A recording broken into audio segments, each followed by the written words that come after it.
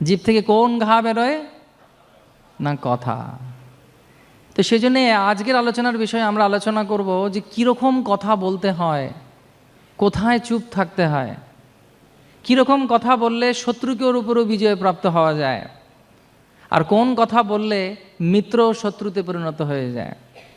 তো সেই জন্য বলা হয়, বাংলা ভাষায় একটা চলতি কথা আছে, বলা হয় সবথেকে পৃথিবীতে সুখী দম্পতিকে যার পতি হচ্ছে কালা আর বউ হচ্ছে বোবা। তো কেন না, বউ যতই চেঁচাক না কেন স্বামী পরমানন্দে আছেন, কারণ তিনি কানে শুনতে পান না এবং তিনি চেঁচিয়ে যাচ্ছেন, কিছু ফলই হচ্ছে না।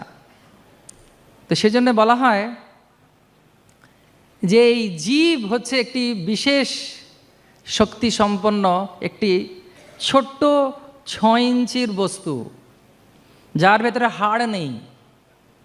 আর যে জায়গায় শরীরে হাড় নেই তার নড়নচড়নে কোনো অসুবিধা হয় না। অনেকে বলে না, আরে মুখ দিয়েছে বলে কথা বলবো না নাকি? মুখ দিয়েছে কেন ভগবান? কথা বলার জন্যই তো। তো কোনোদিন কেউ শুনবে না যে জীব অনেক কথা বলেছে কিন্তু জীবকে কেউ ম্যাসাজ করছে, জীবটা বার করে। কেউ জীবকে ম্যাসাজ করে? কেন? জীবে ব্যথা হয় না। তো সেই জন্য মানুষ যত ইচ্ছে জীবে কথা বলে। তো একবার দাঁত আর জীবের মধ্যে ঝগড়া লাগে। কার কার মধ্যে ঝগড়া লাগে? তো দাঁত কটা আছে মানুষের, প্রাপ্তবয়স্কদের? কটা? 32টা। তো 32টা দাঁত একদিন জীবকে বলছে, এই বেশি কথা বলবি না, আমরা 32 জন মিলে তোকে চিবিয়ে চিবিয়ে খেয়ে ফেলবো, কেটে কেটে টুকরো করে দেবো। এবারে ঝগড়া করছে। কারা করছে? দাঁত। এই 32 জন দাঁত, আর জীব হচ্ছে একটা। তখন জীব বলছে, আমার সঙ্গে যুদ্ধ করবি না, আমি এমন কথা বলে দেবো যে 32কে 32 বাইরে চলে যাবে। তো এটা হচ্ছে জীবের শক্তি। জীব হচ্ছে এমন একটি বস্তু যা আমাদের শরীরের মধ্যে রয়েছে, এবং সেই কথা বলার শক্তি কীরকম না, কথা হচ্ছে এমন প্রভাবশালী যে একটি ধনুষ থেকে বাণ যেরকমভাবে বেরিয়ে যায়, ঠিক সেই রকম হচ্ছে এই বাক্যবাণ। একবার যদি এই মুখ থেকে কোনো কথা বেরোয়, সেটাকে ঢাকার জন্য, যদি ভুল কথা বেরোয়, সেটিকে ঢাকার জন্যে সারা জীবন চেষ্টা করে গেলেও মানুষ কিন্তু মনে রেখে দেয়, না তুমি কিন্তু একবার এই কথা বলেছিলে, না আমি ভুলিনি, তুমি কিন্তু সেদিন এই কথা বলেছিলে, দাদা কথা হবে না, এই কথা কিন্তু তুমি বলেছিলে, আমি কিন্তু এখনো পর্যন্ত এটা মনে রেখে দিয়েছি, না আসলে তা না, তুমি কিন্তু একদিন এই কথা বলেছিলে। তো সেজন্যে অন্যান্য বাণকেও ফিরিয়ে আনা যায়, কিন্তু বাক্যবাণ যেটি একবার বেরিয়েছে সেটা কোনো দিন ফিরিয়ে আনা যায় না। একবার আকবরের রাজসভায় আকবর প্রশ্ন করেন, কাকে? বীরবলকে, যে বলেন সবথেকে বড় শক্তিশালী বাণ কি? তখন বীরবল উত্তর দিয়েছিলেন যে বাক্যবাণ। তখন রাজা বলেছিলেন, হ্যাঁ এ আমি বিশ্বাস করি না, এটা সম্ভব নয়, বাক্যবাণ, বাক্য আবার কোনো বাণ হয় নাকি? বলছেন, না মহারাজ, অনেক বাণে যে কাজ হয় না, এই বাক্যবাণের মাধ্যমে, কথার শক্তির মাধ্যমে, পাওয়ার অফ স্পিচের মাধ্যমে সেই বাণ কাজ করে। বলছে কীরকম? বলছে আমি প্রমাণ করে দেখাবো।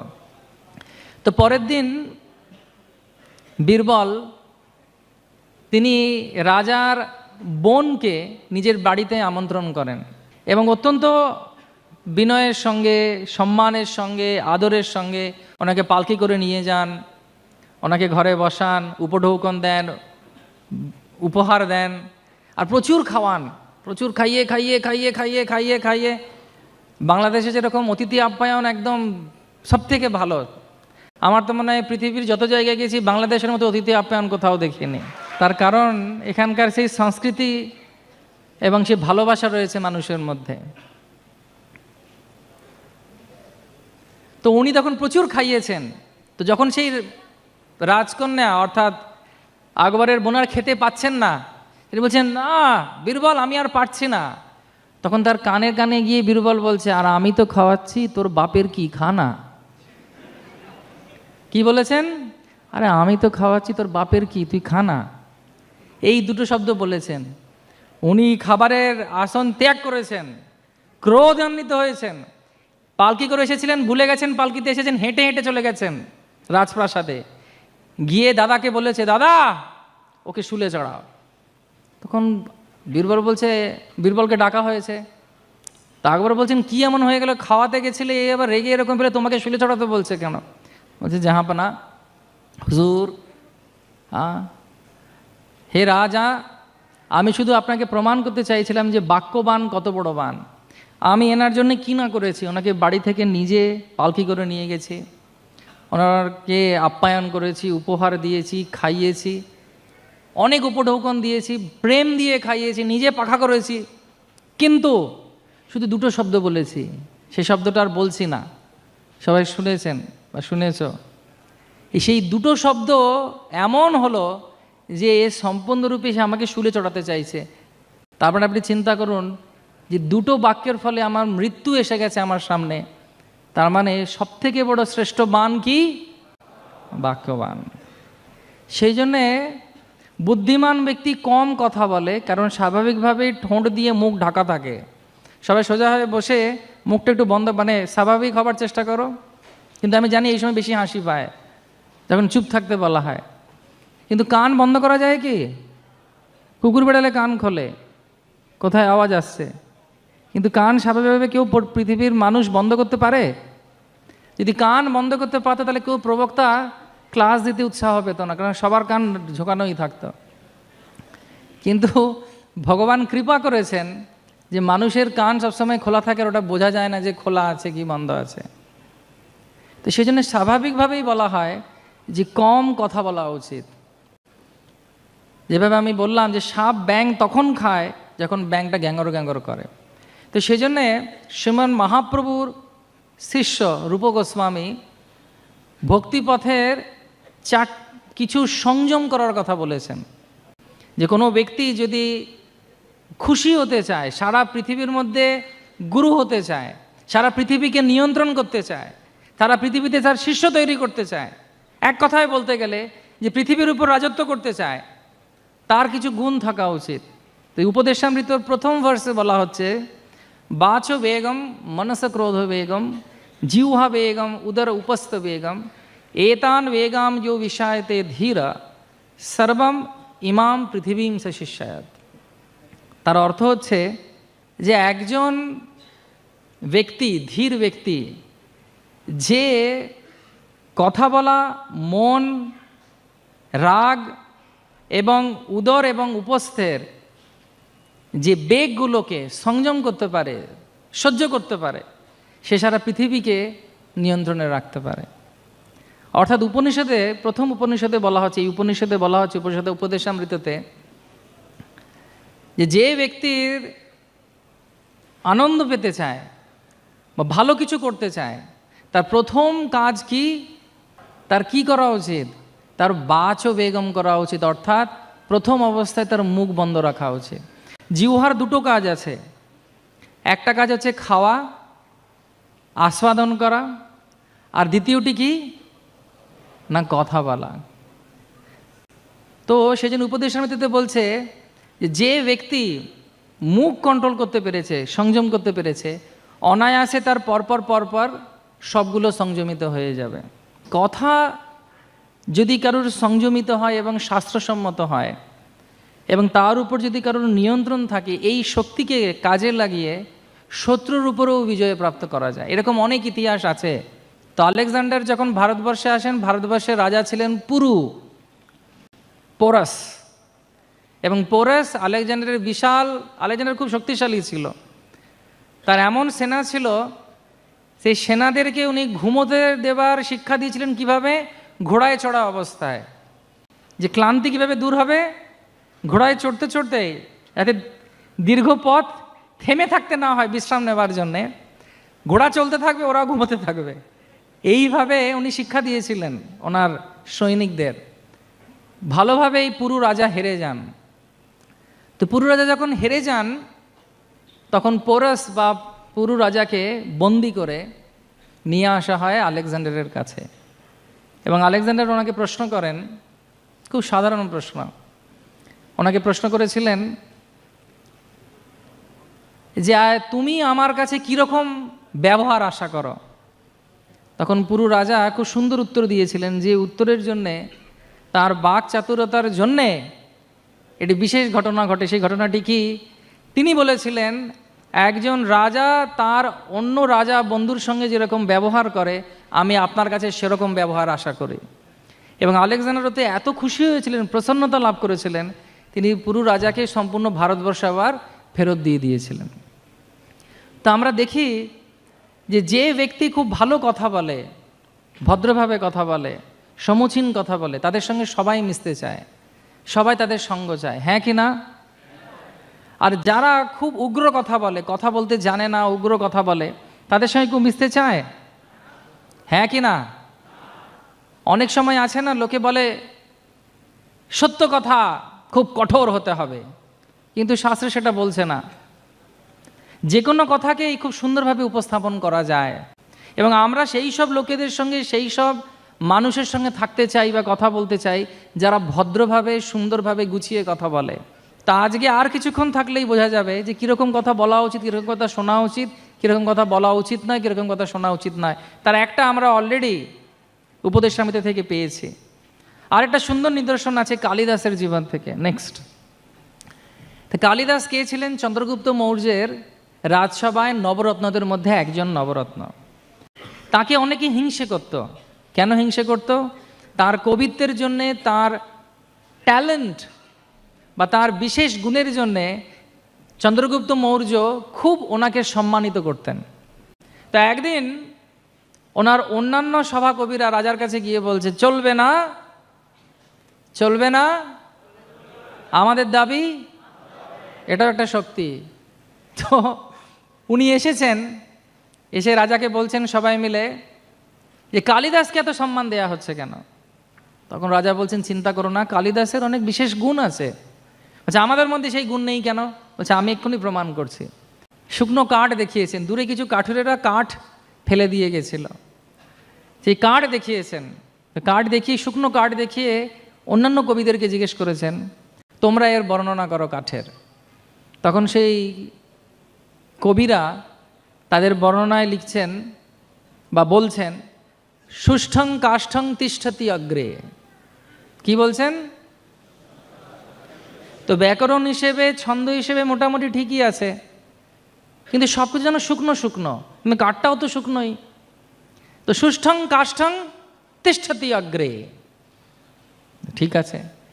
চন্দ্রগুপ্ত মৌর্য কালিদাসের দিকে তাকিয়েছেন, কালিদাসকে তাকিয়ে বলছেন, কালিদাস তুমি বলো, এটাকে একটু বর্ণনা করো দেখি এই কাঠগুলির। তখন কালিদাস বলছেন, নীরস তরুবর পূরব ভাতি। তোমাদের কোনটা ভালো লাগছে শুনতে? হ্যাঁ, আবার বলছি, সুষ্ঠং কাষ্ঠং তিষ্ঠতি অগ্রে। আর কালিদাস বলছেন, নীরস তরুবর পূরব ভাতি। কোনটা ভালো লাগছে শুনতে? কালিদাসকে কারা ভোট দেবে? কালিদাসকে। ওকে, এখন তো ভোটের জমানা, ভোট। হ্যাঁ, তো কালিদাস কেন? এটা একটা শুকনো কাঠের মধ্যে উনি রস ঢুকিয়ে দিলেন। কিভাবে? চয়ন করার ক্ষমতা, কথা বলার ক্ষমতা, রসাস্বাদনের ক্ষমতার জন্য।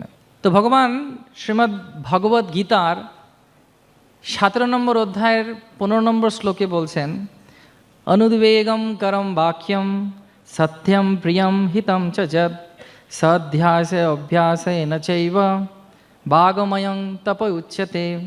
তার অর্থ হচ্ছে যে বাক্যের তপস্যা কি?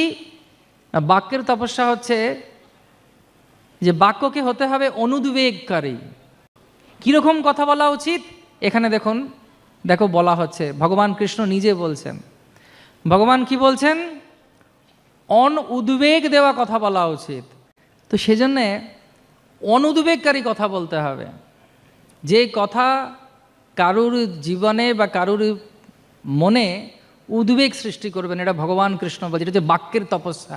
অনেক সময় অনেক ইচ্ছে করে কথা বলতে, জীব দিয়েছে কথা বলো বলো বলো, তারপরে আবার যখন ওদিক থেকে তখন ওরে বাবা ওরে বাবা ওরে বাবা, কীরকম করে হচ্ছে। তো সেই জন্য বলা হচ্ছে, ভগবান চেকলিস্ট দিচ্ছেন কীরকম কথা বলা উচিত। তো ফার্স্ট কি? অনুদ্বেগম করম বাক্যম। বাক্যের তপস্যা কি? অনেক কথা বলতে ইচ্ছে করে, কিন্তু স্থান কাল পাত্র কার সঙ্গে কথা বলছি আমি? বাবা, শিক্ষক, গুরুবর্গ, বন্ধু, ভাই, বা খুব ব্যক্তিগত কেউ, কাছের কেউ? হরে কৃষ্ণা। হ্যাঁ, তখন খুব সাবধানতা অবলম্বন করে কথা বলতে হবে। কিন্তু বন্ধু বান্ধবদের সঙ্গে কথা বলছি, খুব সমবয়স্ক কেউ, কাছের বন্ধু, তাদের সঙ্গে কীভাবে কথা বলবো? তো ভগবান বলছেন, কৃষ্ণ নিজে বলছেন, বাক্যের তপস্যাটি কি? প্রথম, অনুদ্বেগ। উদ্বেগ দেওয়া যাবে না কাউকে, এমন কথা বলা উচিত নয় যে উদ্বেগ দেওয়া যাবে না। কীরকম কথা বলা উচিত বা কীরকম কথা শোনা উচিত, দুটো একই। তো সেই সম্পর্কে সক্রেটিসের গল্প বলবো তোমাদের। গল্প শুনতে ভালো লাগে? তো সক্রেটিসের কাছে একজন বন্ধু এসেছে। কীরকম কথা শোনা উচিত আর কীরকম কথা বলা উচিত একই ব্যাপার, সব কিছু শব্দ নিয়ে হচ্ছে। তো সক্রেটিস যে কথাটা বলেছেন তার অনেক বছর আগে ভগবান একই কথা ভগবদ্গীতায় 17 নম্বর অধ্যায় 15 নম্বরে বলে দিয়ে গেছেন। তো সক্রেটিসের কাছে সক্রেটিসের বন্ধু এসে বলছেন, এই শুনেছিস, ওই যে আমাদের বন্ধু আর ওই যে মেয়েটা, তখন সক্রেটিস কিছু শোনার আগে বলছে, এই এই এক মিনিট, তুমি যে কথাটা বলছো এটা কি তুমি নিজে জানো যেটা সত্য কি না? সত্যম, তুমি কি নিজে দেখেছো, নিজে শুনেছো, নিজের সাক্ষী? তাহলে আমি শুনবো। বলছে, না আমি সাক্ষী নয়, মানে শুনলাম আর কি। অনেক সময় শোনা কথা মজার লাগে না খুব, ওটাকে প্রজল্পে বলা হয়, খুব টেস্টি। কে কি করলো, কার বাড়িতে কি হচ্ছে, কে কার সঙ্গে পালালো, কোথায় দেখা হলো, তার সঙ্গে কার সঙ্গে দেখা হলো, হরে কৃষ্ণ, খুব আনন্দ এইসব কথা শুনতে। এগুলো কেউ সত্য কথা নয়, পরের মুখের কথা, কিন্তু খুব টেস্টি, চটপটির মতো, খুব ভাল লাগে শুনতে। তো এই কথাগুলোকে বলা হয় চাইনিজ হুইসপার। চাইনিজ হুইসপার খেলা খেলেছো কোনো দিন? চাইনিজ হুইসপার মানে হচ্ছে একটা খেলা, এটা আমরা ভারতবর্ষেও খেলতাম ছোটোবেলায়। 20-25 জন বাচ্চাকে একসঙ্গে বসানো হয়, একজন দলের নেতা থাকে, গোল করে বসে, অর্ধ বৃত্তাকারে বসে। তার প্রথম জন একটা শব্দ বলবে, যে কিছু হলো, আম। তো যে শুনলো দ্বিতীয়, পরের জন, ও কানে কাছে বলবে আম। ও যা শুনেছে সেটাই ওর পরের জনকে বলবে। তো দেখা গেছে আম হয়ে কথাটা ঢোকে ফার্স্ট জনের মধ্যে, আর জাম হয়ে 22 জনের কাছ থেকে বেরোয়। এটা যে চাইনিজ হুইসপার মানে ধীরে কথা বলা। তো আমরা ওরকম কথা বলি, হ্যাঁ, একজনকে, এই জানিস তো কি হয়েছে, আর সেই কথাটা ঘুরে ঘুরে ঘুরে ঘুরে ঘুরে সেই যখন শোনে তা মাথা ঘুরে পড়ে যাওয়ার মতো অবস্থা, যে আমি তো শুরু করিনি এরকম, আমি তো অন্য কিছু বলেছিলাম। কিন্তু ওই চাইনিজ হুইসপার, আম হয়ে ঢুকেছে কথা, কাঁঠাল হয়ে বেরোলো জাতীয় ফল, হরে কৃষ্ণ। হ্যাঁ, ইন্ডিয়া থেকে আম জাতীয় ফল হয়ে ঢুকে বাংলাদেশ থেকে কাঁঠাল হয়ে বেরোচ্ছে। তো এটা হচ্ছে সত্যম কিনা। তুমি তখন জিজ্ঞেস করলেন প্রথমে, যেটা সত্য কথা কিনা। তা বলছেন, মানে আমার মনে হয় না সত্যি এটা। বলছি ঠিক আছে, আরও শুনবো। সত্যম, ভগবান বলছেন প্রিয়ম, এটা কি ভালো কোনো কথা? তখন বন্ধু বলছে, ভালো কথা হলে কি আর তোকে বলতে আসি? হরে কৃষ্ণ। তো ভালো কথা কেউ শুনতে চায় না। কেউ ভালো করেছে, কেউ কিছু করেছে, কোথাও কিছু হচ্ছে। এখানে যদি কীর্তন যায়, সুন্দর করে ভক্তরা নেচে নেচে যায়, সবাই দরজা বন্ধ করে দেবে, আওয়াজ হচ্ছে, বন্ধ কর বন্ধ কর। কিন্তু একটা বম পড়লো, মারপিট হলো, একটু হুল্লা হল্লা হলো, ওই ওই ওই হলো, সবাই দৌড়ে দৌড়ে যায়, কি হলো কি হলো কি হলো কি হলো কি হলো। হ্যাঁ, কেন? এটা হচ্ছে আমাদের ব্যাপার। প্রিয়ম কথা কেউ শুনতে চায় না, কিন্তু সেরকম কথা বললেই জগতের কল্যাণ হবে, সেটাই হচ্ছে শক্তি। তো প্রথম যে বিচার্য বিষয় সক্রেটিস দেখালেন, সত্যম হতে হবে, সত্য কথা কি। দ্বিতীয়ত প্রিয় কথা কি। ঠিক আছে, সত্যও হলো না, প্রিয়ও হলো না। তুমি যে কথাটা আমাকে বলছো, এই কথাটা শোনার পর সেই ব্যক্তি যার সম্পর্কে বলছো আর আমার মধ্যে কি সম্পর্ক ভালো হবে, হিতম হবে কি, হিতের জন্য হবে কি? বলছেন না।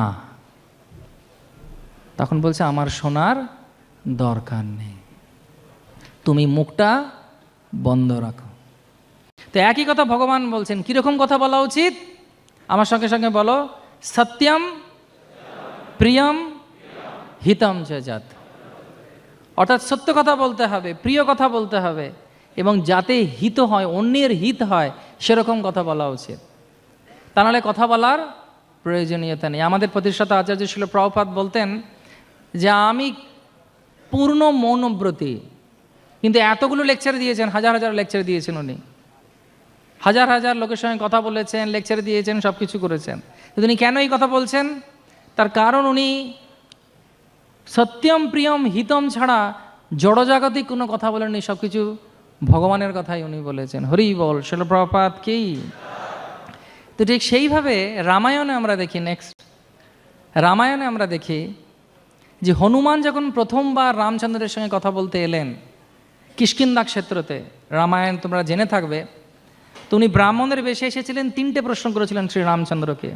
আপনারা কারা, কোথা থেকে আগমন, কোন দিকে গতি। কিন্তু এত সুন্দর এই 3টে কথা, তিনি প্রশ্ন, তার বাক্যবান, তার কথা, তার শব্দ, তার ব্যাকরণ এবং রুচিসম্পদ ভাবভঙ্গি। অনেক সময় আমরা কথা বলি কিন্তু কথার সঙ্গে শারীরিক কোনো মিল থাকে না, বা চেহারার কোনো মিল থাকে না। যেমন আমি যদি আপনাদের সবাইকে বলি হরে কৃষ্ণ জপ করুন, আনন্দ পাবেন, আপনাদের কি আনন্দ পাচ্ছেন? তো আপনারা বলেন প্রভু আপনি আগে জপ করুন, একটু আনন্দ পান। বুঝতে পারলেন? আমি যদি আপনাদেরকে বলি এই যে গীতা আছে না, সবার পড়া উচিত, বুঝলেন, সবার মঙ্গল হবে। বলছে প্রভু আপনাকে তো দেখে তো মনে হচ্ছে না মঙ্গলময় কিছু হয়েছে আপনার জীবনে, আপনি গীতা পড়তে বলছেন কেন? ঠিক সেই রকমভাবে হনুমান, যখন আমরা কথা বলি, কথা বলার সঙ্গে সঙ্গে চেহারার মধ্যেও এবং মুখের মধ্যেও বডি ল্যাঙ্গুয়েজ অনেক কাজ করে। যদি খুশি হয়েছে কেউ, খুশিটাকে প্রভাবিত করতে হবে চেহারার মাধ্যমে। তো রামচন্দ্র হনুমানের এই গুণগুলো এবং বাক্যের শক্তি দেখে তিনি প্রথম বার্তায়, প্রথম ব্যাপারেই, প্রথম সময়ে লাভ অ্যাট ফার্স্ট সাইট হয়ে যায়। ভগবানকে দেখে দাসের কি হবে, দাসকে দেখে ভগবান সম্পূর্ণরূপে খুশি হয়ে গেছেন। কেন? এমন তার গুণ। হনুমানজি কি, হনুমানকে প্রথমবারই দেখে লাভ অ্যাট ফার্স্ট সাইট হয়ে গেছে। কার? রামের, হনুমানের নয়। এবং রামচন্দ্র লক্ষণকে বলেছিলেন এই ব্যক্তি সমগ্র বেদে, চতুর্বেদ এর মুখস্থ, উপনিষদ মুখস্থ, তাহলে এরকম কথা বলতে পারে না। এবং তিনি আরও ভবিষ্যতের জন্য উনি ঘোষণা দিয়েছিলেন যে এই ব্যক্তি যার দূত হবে সেই রাজা সবসময় বিজয় প্রাপ্ত হবে। তো পরবর্তীকালে কার দূত হন হনুমানজি? সিয়াवर রামচন্দ্র কি, পবন সুত হনুমান কি। তো হনুমানের কথা, হনুমানের বাক্য রামচন্দ্রজিকে সম্পূর্ণরূপে আনন্দমগ্ন করেছিল। এবং তারপর আমরা জানি যে সীতার খবর নেক্সট, রামচন্দ্র নিজে আনেন। কার মাধ্যমে? হনুমানের মাধ্যমে। তো এখন বক্তব্য হচ্ছে, তো কথা তো আমরা বলছি, কথা তো আমরা জানছি, এত কিছু বুঝলাম, কথা কোথায় বলতে হবে না বলতে হবে, কোনটা মুখ কখন খোলা উচিত, কোনটা কখনো খোলা উচিত নয়, কিন্তু এইটার ব্যবহার বাস্তবিক জীবনে কিভাবে করব, সেই সম্পর্কে অনেক প্রশ্ন থাকতে পারে। তো এই জন্য আমি তোমাদেরকে আবার মনে করে দিতে চাই যে আমি যে আলোচনাটি করছি এটি একটি বড় আলোচনার ক্ষুদ্র অংশ। ইসকন ইউথ ফোরাম চিটাগং বা চট্টগ্রাম থেকে ডিওয়াইএস সাকসেশন কোর্স আছে এর পরে। সেই কোর্স যদি তোমরা করো আরও অনেক জিনিস তোমাদের কাছে পরিষ্কার হবে। আরও অনেক সুন্দর সুন্দর বৈদিক আমরা প্রোগ্রামস করি, যেগুলোর সঙ্গে তোমরা যুক্ত হলে ভালো হয়। তো সেজন্য এই কথা বলা হচ্ছে একটা শক্তি। যে কোনো ধরনের ঝামেলা, যে কোনো ধরনের অশান্তি সম্পূর্ণরূপে নির্বাপিত হয়ে যেতে পারে দুটো কারণের জন্যে, দুটো বিষয়ের ওপরে। তো সেটি হচ্ছে কি না, এক হচ্ছে কথা কিভাবে বলতে হয়, এবং এমন কোনো ব্যক্তি যে ব্যক্তি নিজের জীবনে এগুলো পালন করছেন তার সংস্পর্শে যদি আমরা থাকতে পারি। বলা হয় যে একজন মহাত্মা বা বিশেষ বিদগ্ধ পণ্ডিত বা আধ্যাত্মবিদের সঙ্গে যদি থাকা হয় 5 মিনিটের জন্যে, তার অর্থ হচ্ছে অনেক পুরাণ এবং অনেক শাস্ত্র আমার পড়া হয়ে গেল, তার নিজের আচরণের মাধ্যমেই তিনি সেটা প্রতিপন্ন করেন বা বোঝান আমাদের সবাইকে। তো এই ব্যাপারে যে বাস্তবিক জীবনে কিভাবে আমি এটার ব্যবহার করতে পারবো সে সম্পর্কে একটি আলোচনা আছে বা একটা ঘটনা আছে। তা একবার একটি পরিবার, একটি দম্পতির এই কথা বলা এবং ঝগড়া নিয়ে খুব অশান্তি হচ্ছে। এমন অবস্থায় পরিণত হয়েছে যে ওরা ভাবছে যে এবার আমাদের বিবাহ বিচ্ছেদ হয়ে যাবে, কিন্তু দুজনেই পরবর্তীকালে আবার আক্ষেপ করে যে যা হচ্ছে এটা ঠিক হচ্ছে না আমাদের সন্তানাদির জন্যে। কিন্তু যেই সামনে আসে দুজনে, ব্যাস ঝগড়া, আবার একা চলে যায়, আবার হতাশা, কেন এরকম করলাম, কেন এরকম করলাম, কি দরকার ছিল। তো এরকমভাবে হতে হতে হতে হতে আর কিছু না পেয়ে শেষ চেষ্টা করে যে ভদ্রমহিলা আছেন, ভদ্রমহিলা একজন সাধুর সঙ্গে দেখা করতে গেছেন। তো সাধু ওনাকে বলেছে যে কী সমস্যা তোমার? আমার সমস্যা হচ্ছে যে বাড়িতে খুব অশান্তি হচ্ছে, ঝগড়া হচ্ছে খুব। কীরকম ঝগড়া হচ্ছে? আমরা সামনাসামনি এলেই বাক বিতণ্ডা, এই বাক্য শক্তি আমাদের দুজনকেই পাগল করে দিচ্ছে। তখন সাধু বলছে যে আমি যে কথাটা বলবো সেটা কি তুমি বিশ্বাস করবে? বলছে হ্যাঁ আমি বিশ্বাস করবো। বলছে আমি যেটা বলবো সেটা তুমি মানবে? বলছে হ্যাঁ আমি মানবো। সত্যি তো? বলছে হ্যাঁ আমি সত্যি মানবো। বলে তাহলে সব অশান্তি মিটে যাবে তো? বলছে 100% অশান্তি মিটে যাবে। তখন বলছে কি করতে হবে? বলছে আমি তোমাকে যেটা বলছি সেটা করো, একটা মামের জলের বোতল আনো। মামের একটা জলের বোতল এনেছে। তারপরে সাধু বলেছে আমি এটা তারা মন্ত্র দিচ্ছি।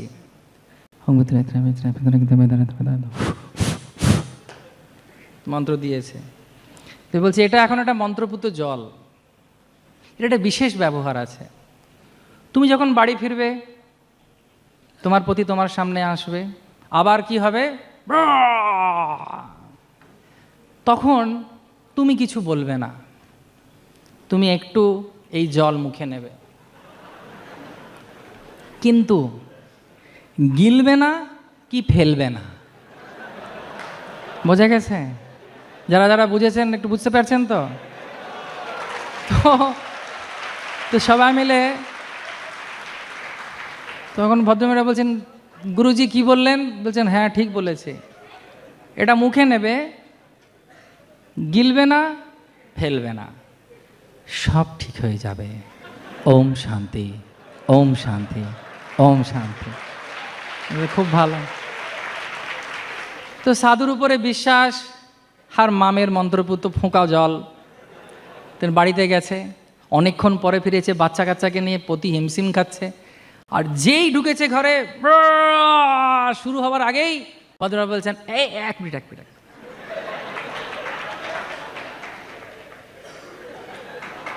তো উনি শুরু করেছেন গাড় গাড় গাড় গাড় গাড় গাড় গাড় গাড় গাড়, থেমে গেছেন।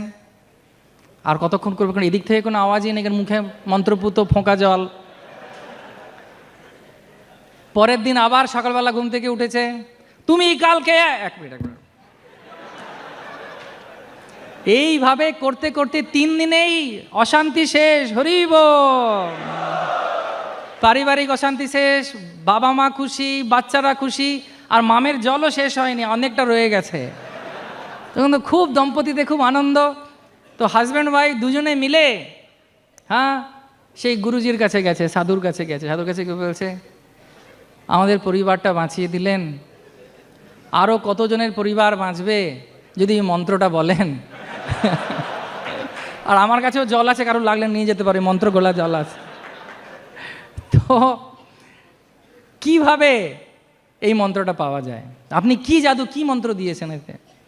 তখন সেই সাধু খুব হেসে স্নিগ্ধভাবে তাকে বললেন, সেই দম্পতিকে, এটা বিশুদ্ধ জল, এর মধ্যে কোনো মন্ত্র নেই, কোনো কিছু নেই, শুধুমাত্র তোমার আত্মবিশ্বাস এবং তোমার আমার কথার উপরে যে ভরসা, সেই দুটোই কাজ করেছে তোমাদের এই বাকবিতণ্ডাকে থামাবার জন্য। তো শাস্ত্রে বলছে যে দুটো শক্তি পৃথিবীতে কাজ করে সব থেকে বেশি, পৃথিবীকে নিয়ন্ত্রণ করছে দুটো শক্তি। এক হচ্ছে স্ত্রী পুরুষের যৌন বাসনা, একে অপরের প্রতি আকর্ষণ, সেটা খুব প্রবল। আর দ্বিতীয়ত হচ্ছে শব্দ শক্তি। শব্দ এমন একটা জিনিস, যখন এখানে আমাদের একজন ব্রহ্মচারী প্রভু কীর্তন করছিলেন, বাঁশি বাজাচ্ছিল, কার ভালো লাগছিল, কাদের আনন্দ লাগছিল না? তাহলে ওনার জন্য একটু তালি হয়ে যায়। তো এত সুন্দর আওয়াজ এটা সবাইকে আকর্ষণ করে। সেই জন্য সিনবাদের গল্পতে একটা খুব সুন্দর গল্প আছে, যেন ছোটোবেলায় পড়েছো সিনবাদ? কারা কারা পড়েছে? কিছু জানো তোমার মনে আছে? হ্যাঁ, আমিও পড়েছি। তো সিনবাদের একটা গল্প আছে। তো সিনবাদের গল্পে একটা রাক্ষসীর গলার আওয়াজের কথা বলা হয়েছে। একটা দ্বীপে একটা রাক্ষসী থাকতো, সে কীভাবে ভোলাতো সবাইকে? গান গেয়ে। সেই দ্বীপের সে ঘুরে বেড়াতো আর গান গাইতো, লা লা লা লা, আর সেই আওয়াজ শুনে এত সুন্দর আওয়াজ হতো, সবাই ধরে ধরে ধরে ধরে ধরে যেত। আর যেই যেত সে রাক্ষসী নিজের রূপ ধরে স্বরূপে এসে শেষ। কিন্তু তার আওয়াজটা এত সুন্দর ছিল যে সবাই শুনতে চাইতো। তো সিনবাদ চাইলো কি, যে আমি আওয়াজও শুনবো, পেটেও যাব না ওর। তো কি করা যায়? তো তিনি তখন তার জাহাজের লোকদেরকে বললেন, আমাকে মাস্তুলের সঙ্গে বাঁধো, তোমাদের সবার কানে দাও মোম, আর জাহাজটাকে একদম দ্বীপের কাছে নিয়ে যাও, এবং আমি তোমাদেরকে যদি আমাদেরকে ছাড়াতে বলবো তোমরা আমার কথা শুনবে না, 5 মিনিটের মধ্যেই আবার জাহাজটাকে ঘুরিয়ে অন্যদিকে নিয়ে যাবে। তো যেই মুহূর্তে তিনি ওই সবাই মনে মোম দিয়ে দিয়েছে কানে, যাতে ওরা শুনতে না পায়, ওরা পাগল না হয়, আর যেই জাহাজটাকে নিয়ে গেছে কাছে, তো এই আওয়াজ শুনেছে, হা লা লা লা হুম হুম হুম হুম। আর যেই শুনেছে তখন উনি বলছেন, আমাকে ছেড়ে দাও, আমাকে বাঁচতে দাও, আমাকে ওর কাছে যেতে দাও। কিন্তু কেউ শুনতে পাচ্ছে না। আর 5 মিনিটের মধ্যেই পাশ কাটিয়ে ওনারা অন্য জায়গায় চলে গেছেন। তো বক্তব্য এইটাই যে শব্দশক্তি হচ্ছে এই নারী পুরুষের আকর্ষণের থেকেও শ্রেষ্ঠ আকর্ষণ। এবং এই শব্দের প্রতি যদি আমাদের ইচ্ছা থাকে বা আমাদের যদি প্রবল আসক্তি থাকে এই শব্দের প্রতি, এই শব্দ একমাত্র আমাদেরকে বাঁচাতে পারে জড়জাগতিক যে কোনো অশান্তি থেকে। তো সেটাও হচ্ছে এক প্রকারের পাওয়ার অফ স্পিচ। তো সেজন্য বলা হয় নেক্সট, যে ব্যক্তি এই শব্দের প্রতি আকর্ষিত, সে কোনোদিন আর জড়জাগতিক কোনো জিনিসের প্রতি অত বেশি আকর্ষণ বা বিমোহিত হতে পারবে না।